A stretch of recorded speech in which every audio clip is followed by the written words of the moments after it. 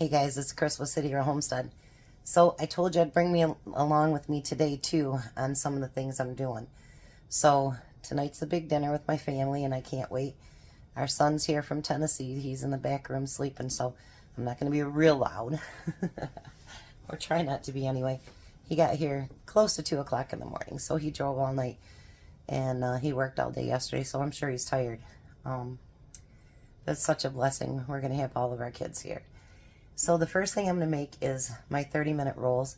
I am going to do a double batch because my oldest son, he loves bread.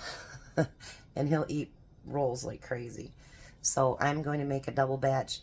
Whatever I don't use, we can either use for sandwiches or I'll send over with Jack tomorrow to have dinner with his brother. So let's get started. So the first thing we need to do is we need, since I'm doubling it, now remember, everything will be double. What I tell you. Or what the recipe shows, I should say. We're going to need 2 cups of warm water. And I got my sink full of soapy water over here. I do that every time I cook. Alright, and then we need 2/3 cup. Oh, that reminds me, I need to order some more. 2/3 cup of oil. I know I told Tom you're going to go downstairs and get me some more flour because I went through that 25 pounds plus. And yeah, I'm running out. And then we need a 1/2 cup of sugar.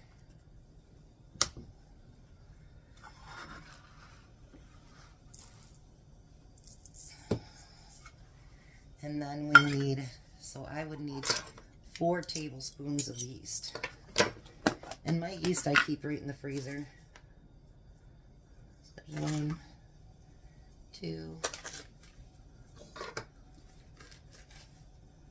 3. Tom started sweeping out here. I said, not till I get done cooking. Because sweep and mop and vacuum the rest of the house, but not this room yet. And then I'm going to stir it together a little bit.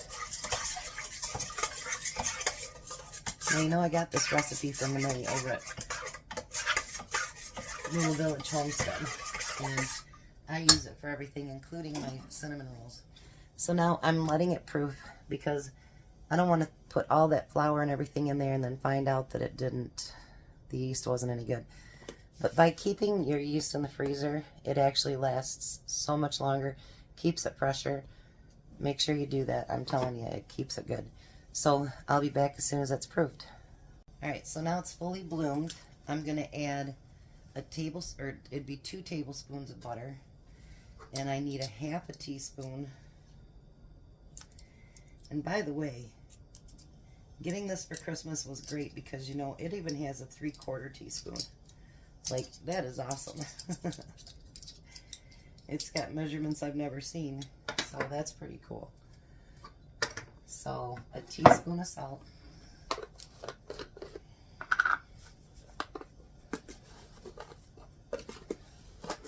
I really need to get more salt. Alright, so now what I'm going to do is I'm just going to start it with 1 cup of flour and start it mixing. And we're going to use anywhere from 6 to 8 cups of flour during this process. I think I'll start it with 2. There's 2. Alright, so we're going to want to put it on slow. And then slowly add your 3rd cup.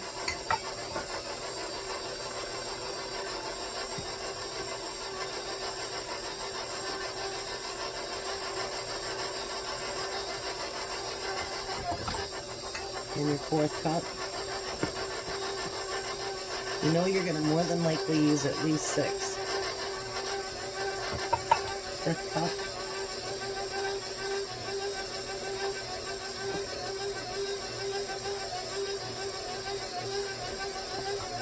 And 6th cup. And I'm going to let this mix for a little bit. I'll turn it up to 2 now.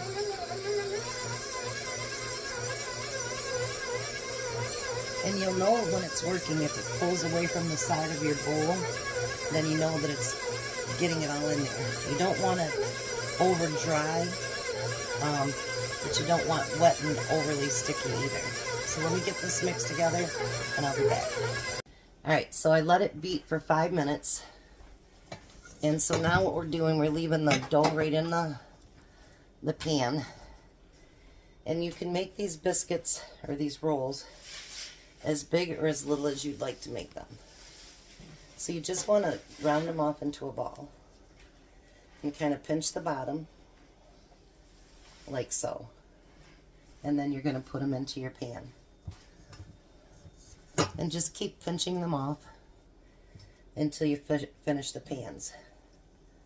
Like I say, if I have too many, that's alright.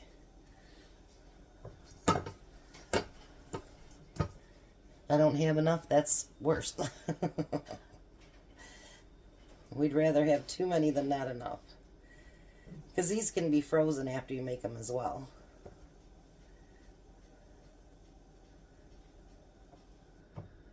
So I'm going to do them 3 across. Let me put these right in my lap. That'd be so much easier. Maybe. No, it rolls off. Alright, so I'm going to finish rolling all of these. And then as soon as I get them all into a ball, I'll come right back to you. Okay, so I have them all rolled out. I end up coming up with 22 instead of 24, which is fine. Because I think we'll have too many as it is. Now, she uses an egg wash. I don't. So what I'm going to do is just going to make a small, not real bad, but just a little bit of spray of the olive oil on it. Then we're going to cover these up. And we're going to let them rise for 10 minutes. I should have probably put that spray on afterwards, but it'll be fine. So we'll be back in 10 minutes when these are rose. Alright, so it's been 10 minutes. And look at that. Aren't they beautiful? Look at that. And they will finish getting bigger in the oven. So my oven's at 350. Look at that one.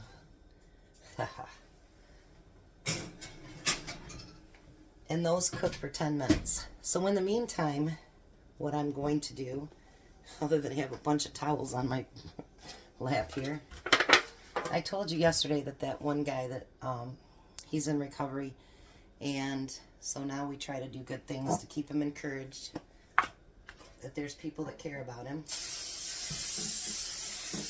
So we'll take him a meal down tonight. But I'm going to take him his peach cobbler that he's done. Have you made any lately? Have you made any lately? So I'm going to take a quart of my home canned peach pie filling.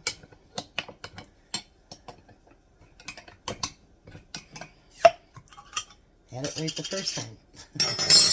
And we're just going to pour that in the jar.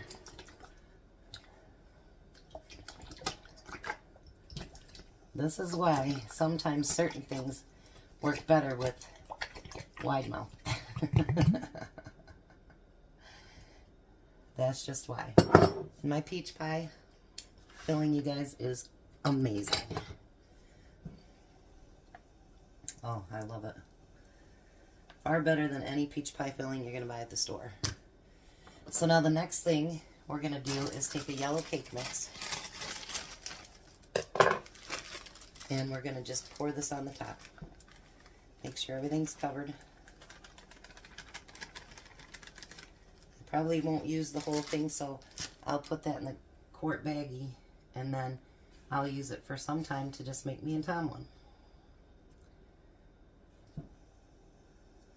If I had more time today, I'd do more, but yeah, I've just got too much to do. Alright, so then you're going to take up sliced butter, and you're going to put that across the entire thing. Me and Jack got that butter, and I've already went through 3 of those containers. He just brought the 3rd one over. So I think today, sometime, me and Tom need to go over and get some more.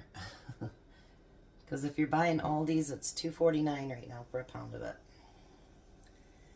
And in some places, you know, that butter's been going for $5 a pound. So when you can grab it that cheap, do it. They have a limit of 6, so I will probably get 6 and have Tom get 6.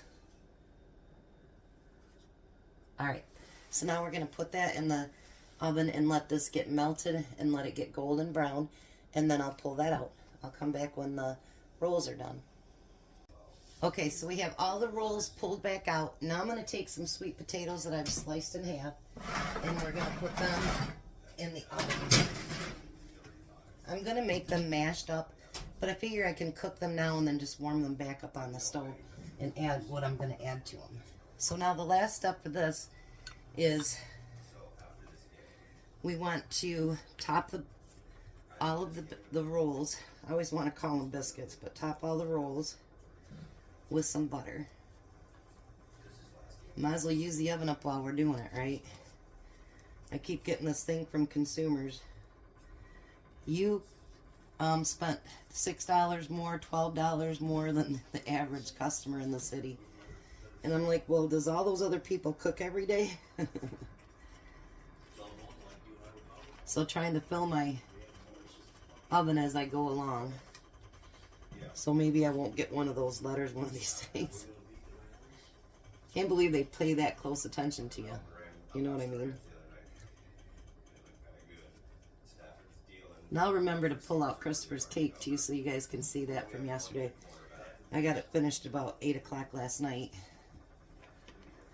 So I figured I'd just show it on this video today. Alright. Our son is awake. He's out having a cup of coffee with his dad. Got to hug him. I missed him like crazy. He drove a lot of hours to get up here last night, so I'm really glad about that. Made it here safe.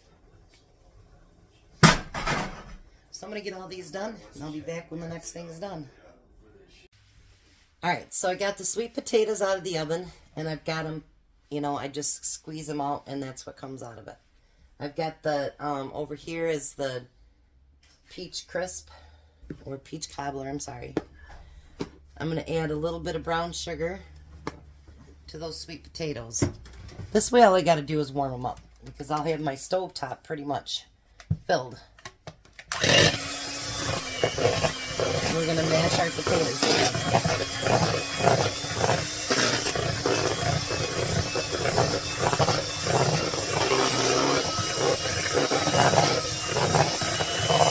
Look at that. Doesn't that look good?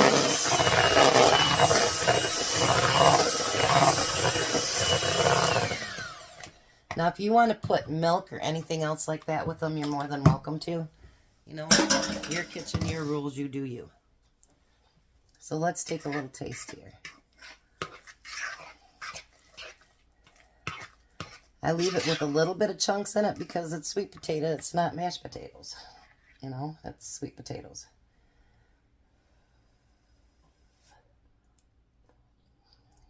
That is so good. Hey, Tom? Yeah? Come here a minute. See if you think more brown sugar needs to be added. We'll let him taste too.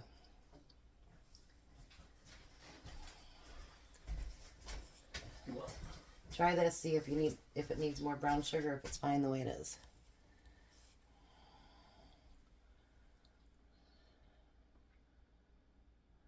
It could be a little more brown sugar. Alright, so we'll add a little bit more brown sugar and then that's done. So I'll be back later on when we get more stuff put together. It's getting closer to time. We got less than 2 hours. So the next thing I'm going to do is I'm going to slice up some bacon. Because our kids love the green beans and bacon. Well, who you kidding? I do too, so does Tom.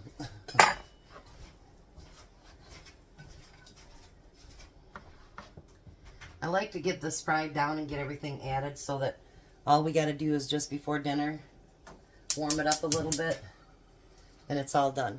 So I'm going to start frying that bacon, and then I'll be back. I didn't realize the bacon was a double pack, so in the back over here, I have more bacon frying,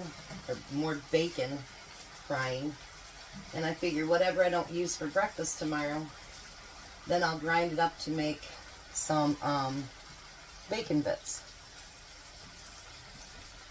So, next thing I need to get ready is our cranberry sauce. Here it comes. Here it comes.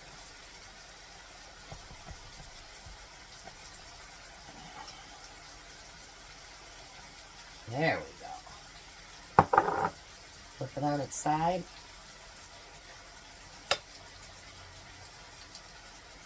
We're going to cut it nice. That's too thin a slice.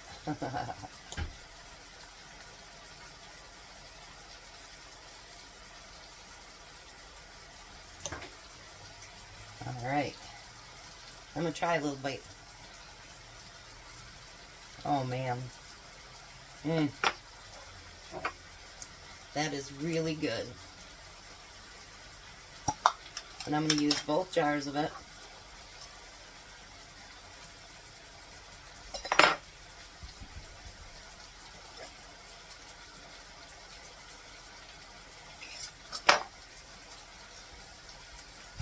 They say if you just go in on one side, it lets, there you go. Well, that's enough air to let it go out. And that works.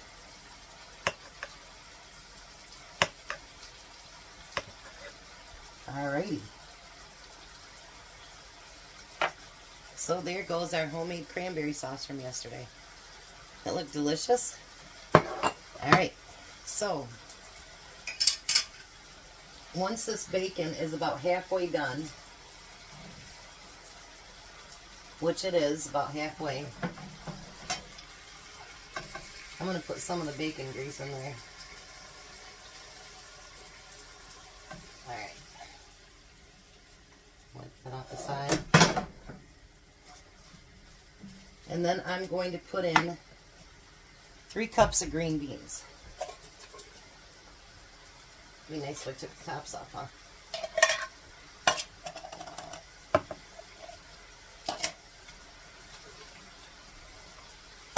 And 3. I figured if there's leftovers, that's fine too. I don't put salt in this because there's enough salt in that bacon. But I do put pepper in it.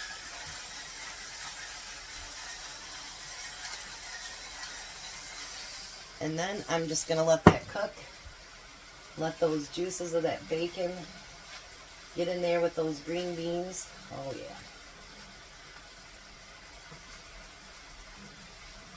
I just spilt bacon on your clean floor, Tom.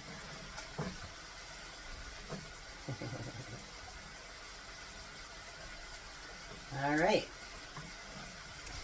So that's about it, and I'll be back shortly. Alright guys, so everything else that I need to finish up is going to be typical things like mashed potatoes. I have to make gravy. Got the green beans. Stuffing to do. And we have about an hour and 15 minutes.